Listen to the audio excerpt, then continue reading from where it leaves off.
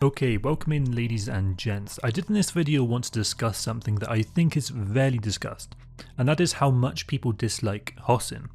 Personally, I love Hossin, but I did want to explain why the overwhelming majority of people simply do not like it. We can actually look on PS2 alerts to start off with and see that when you organize by primetime alerts and you organize by a server in specific, any server, you'll see that Hossin is played about 3 times less relative to Indar or Esamir or even Osha in terms of the ratio. And so you get into this weird predicament of thinking, first off, how does that happen? And second off, why? How it happens is when a new consonant closes, or when a consonant closes and people are presented with 2 different options or 3 different options, people will always pick another consonant other than Hossin, or even to a lesser extent, but still very much so, Amrish as well. And so what happens is, because of that, usually Hossin is never open unless it just happens to be that like it's 6 o'clock and it's the only consonant open. Everyone like spawns at it and then a second consonant opens, but by that point Hossin's already populated and so people just stay there. That's the only time that we ever really get to play in Hossin. So there's a lot of different reasons for this, and I think that like a lot of vets are pretty disconnected with why this potentially could be, so I kind of wanted to explain it from a few different ways. First off, there's a lot of different vehicle gates on Hossin, and that stops vehicles from being able to traverse between bases.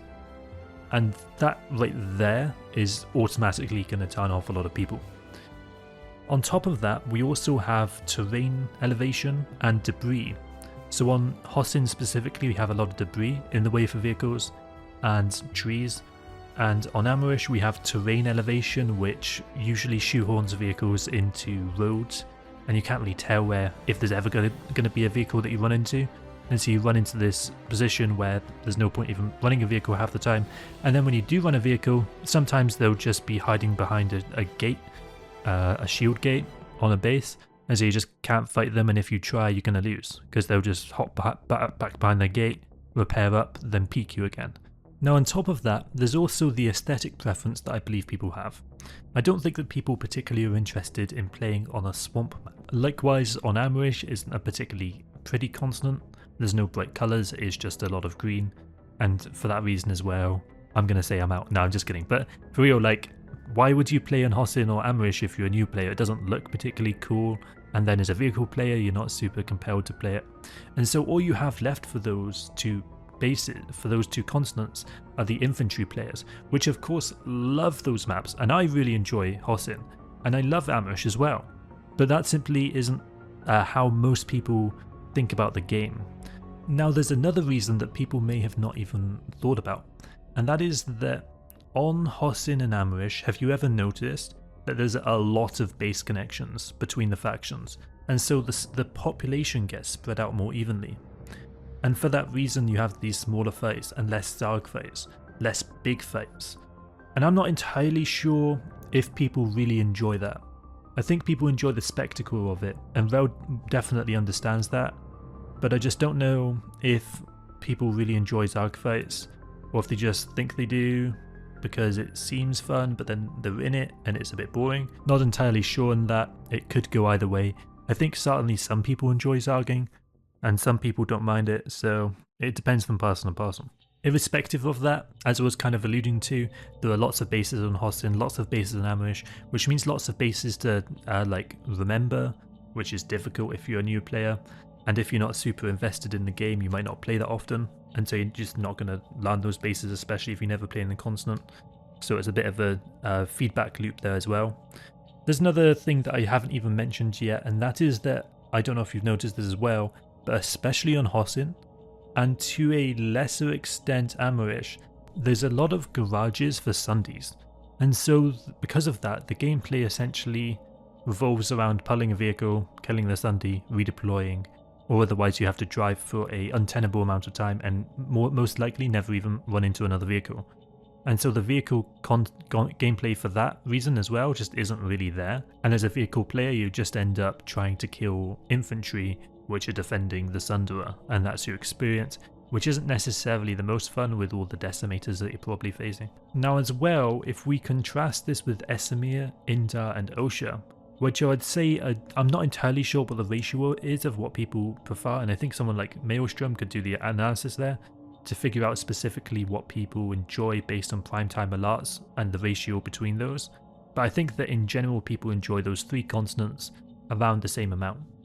And so what we see with those 3 continents is a really big focus on vehicles having somewhere to fight. On Indar you've got plenty of places, of course. On Esamir there's a good amount of places to fight, especially around the middle area, Echo Valley, Substation, Waterson's Redemption, and that little like back and forth. And also Rime Analytics on the hills, and Pale Canyon to Mattison's can also be like decent vehicle fights. And of course containment sites as well can be a good fight for vehicles as well. So there's lots of opportunities there, and of course on Osha as well, for vehicles to flourish and have fun. So it isn't just that those components are missing on Amerish and Hosin, but simply that as well, vehicle gameplay is very good for the other maps and it's suited for it. Now you do also have these bases with less connections, which does mean more Zagi fights on those 3 more widely accepted continents. And so you do get these larger fights, and that can be something that I guess people really do, enjoy, it seems to be. There's another aspect that I haven't really mentioned, and that is of course construction players are going to favour those continents. Now if we're being honest, how many people play construction? Is it 1 or 2 in a lot? Is it 5 or 6 in a lot? It's not many. A lot of people are using it for the aircraft terminal, or maybe very occasionally a vehicle terminal, or on occasion using an orbital strike because they want to get some kills, or a flail. It isn't like people are specifically building bases to hold out from a point as often as those other use cases. And so there'll be a few people every continent, but it isn't that much, but I do think it's worth mentioning. And by the way, I definitely think it's something that even I would enjoy, and a lot of people would enjoy, playing construction if it was properly incentivized. And they could do it in a way that didn't involve hives, for example, which I wasn't around for, but I heard it was bad implementation. But of course, I assume there's some way to make construction relevant. Maybe give it some more certs that you gain for holding out a base or something. I don't even know what the gameplay loop would be there, but certainly playing construction is incentivized, and so people simply don't do it. They're not shoehorned into that type of gameplay. There's no incentive there, and it's not super easy to get into either because of the cert cost. There's a few other things that I want to mention here. I look on FISU a lot because I like to see how our faction's performing relative to the other factions, and I like to look at the statistics, and like I used to do this a lot more. I don't do it as much these days, but it's just something like from a macro scale, I like looking at that stuff because I find it interesting. And what I have noticed is that on FISU, if you're looking at Osha, almost always heavy assault will have like a 0.9 KD on average, and that's for every faction. And it's because the engineers playing vehicles are usually performing so well on Osha that they're actually farming the heavies on average, which actually is a reverse Uno card right there, because usually, the heavies are the ones with, between a 1 KD or maybe 0.95 and like 1.1 is usually where you see heavy assaults on the server. But again, on Osha, it just entirely flips. As well, those consonants of Osha, Esamir and Indar are far easier to understand from a design language. They're more simple, and there's also landmarks that people will recognize even after just a few hours. Things like the Crown, Crossroads, Howling Pass. You got on Esamir things like Waterson's Redemption, Pale Canyon, and Eli Tower. These are all bases that people are going to recognize after a short amount of time because of how much you're exposed to them. Now, in terms of aircraft, apparently air players seem to enjoy playing on Hosin and Amerish because they can get out of the way of air-to-ground lock-ons relatively easy and break line of sight, which I guess is because of the elevation, or in Hosin's case, the trees. And of course on Hosin as well, there's less flak because you've got the trees in the way, and of course when you go into Banshee someone or whatever, it comes out of nowhere because you can't see them coming in slowly. So there's a lot of benefits there to those continents for air players. But again, that's a small community along with the infantry community, which definitely is like sizable, but it's not as big as people really put it out to be. Infantry is, like it or not, less important to most people than vehicle gameplay, and also how new players interpret the game definitely is that Indar is the continent that people enjoy. Esamir, Osha are great. If I were to have a gun to my head and I had to say, this is what I think new players like in terms of like which continents are best in a row, I would say in general right now it's probably Indar, then Esamir, then Osha, then Amarish, and then finally, far behind is Hossin. Hossin is so disliked. If you organize by Primal Arts on PS2 alerts, and then you filter by server, you have to go back about a year and 6 months to find 50 Primal Arts on any of the servers for Hossin, because it's that disliked. And then you go back and have a look at Indar, and it might be like late December. So hopefully that gives some context as to really people dislike Hossin a lot more than any of the other continents, and to a lesser extent Amarish as well, but by far less relative to Hossin. Again, to me personally, I really enjoy Hossin, it's my favourite continent. Next is Amarish. Then I would say I like Indar, and then Esamir I kind of dislike for so many different reasons. I think either by now I should have put out a video on my thoughts on Esamir specifically. To put it simply, the top right of the map is entirely useless, nobody goes there, and when they do it's with steel reins for 2 minutes to capture it with infantry. Vehicles don't even go over there because of how far away it is, and on top of that all the bases are air to groundable. So there's my brief synopsis. On top of all, on Esamir as well, there being so few lanes to fight at, you're essentially forced to Zarg, which again is something that I'm not super interested in. So the other thing about Osha for me is that if you actually look at the design of Osha, on all of the bases for Osha, there's a gap between where the Sunday is and where you run to the point where vehicles can just drive past unimpeded and farm you, and likewise air to ground can come in and farm you. And that's unique relative to even Indar and Esamir, where in Esamir there's walls, and on Indar there's usually an elevation change or a shorter run from the Sunday directly to the point. There's also the nostalgia factor, which I haven't even mentioned. Of course, when people first came to the game, everyone was playing on Indar. That was the default continent and the only one that you could play. And so for new players that are returning, which is, by the way, most of the returning players have played before, or they've at least heard of Planetside 2 before. And so when they play the game, they'll think, oh, Indar, and they'll want to go to Indar. And that's just a natural reaction, right? By the way, I really think that it would be worth the devs trying to bridge the gap between what vehicle players like and what infantry players like, and try to cater to both. Because I do think that there's a way to make a continent that people enjoy, like Esamir and Indar and Osha, with some good infantry bases. It doesn't have to be like every base is like Pale Canyon, where the point's open so you can air to ground farm it. It doesn't have to be that bad. And it doesn't have to be as obvious as containment sites, where you just flat out put the entire base underground so air to ground has no relevance whatsoever.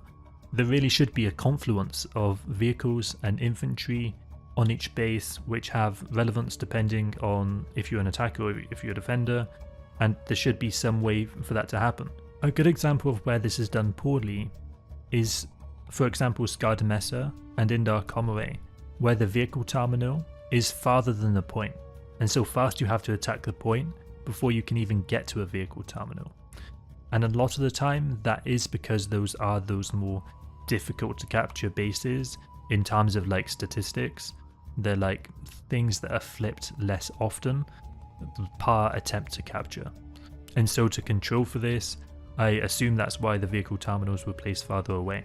Honestly, by the way, there's a simple, easy way to fix that, and I don't know if it's even possible in the code, but you could just increase the spawn timer specifically for bases that are really difficult to capture. So for example, increasing the spawn timer for Skardamessa would probably even out a bit, because right now, in its current state, Skardamessa is like a pretty difficult base to capture in terms of like statistics per base attempt. And so that would be like an interesting way to try to balance some of the bases without having to put in like a bunch of time to redesign everything. Because I know of course that does take dev effort that necessarily people don't want to spend a lot of time doing because it doesn't have as much of a result as a new shiny thing. Which, by the way, I think is why they're adding this speed built into the game. And most likely we'll be flooding the Esamir rivers. If you think about the frozen rivers where there's like a riverbed where you essentially drive over it, that'll probably be filled with water. And then also on Indar, we can look at some of the craters, and most likely as well that will have water in them. And by the way, on Indar especially, I think it could be a really cool continent for water if it's done right. I don't think it can be done right, but I do want to say, if the entire map was a lot of it was covered in water on Indar, which I know sounds crazy, but hear me out.